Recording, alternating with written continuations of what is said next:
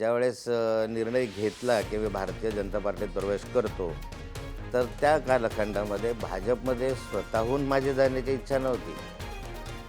मी काही स्वतःहून भारतीय जनता पार्टीला मी भाजपमध्ये मला प्रवेश द्या आणि मी भाजपमध्ये येऊ इच्छितो, असं काही मला वाटत नव्हतं. पण काही भारतीय जनता पार्टीमधले जे ज्येष्ठ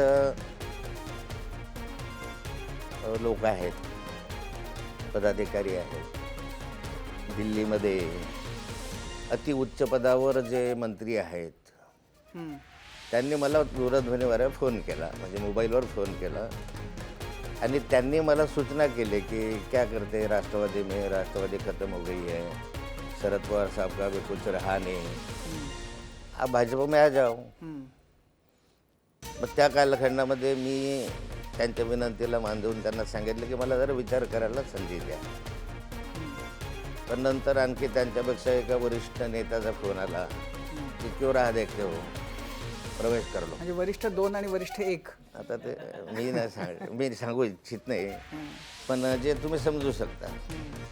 आणि त्यानंतर मला त्यांनी सांगितलं की प्रवेश करून घ्या.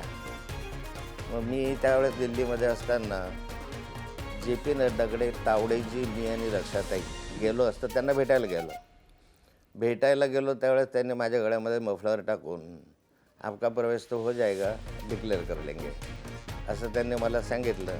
आणि मग मधल्या कालखंडामध्ये मी म्हटलं की नड्डाजींकडे गेल्यानंतर माझा प्रवेश ते खाली डिक्लेअर करतील. परंतु आज 5-6 महिने झाले जवळपास मी वाट पाहतो आहे, अजून तर काही डिक्लेअर झालेलं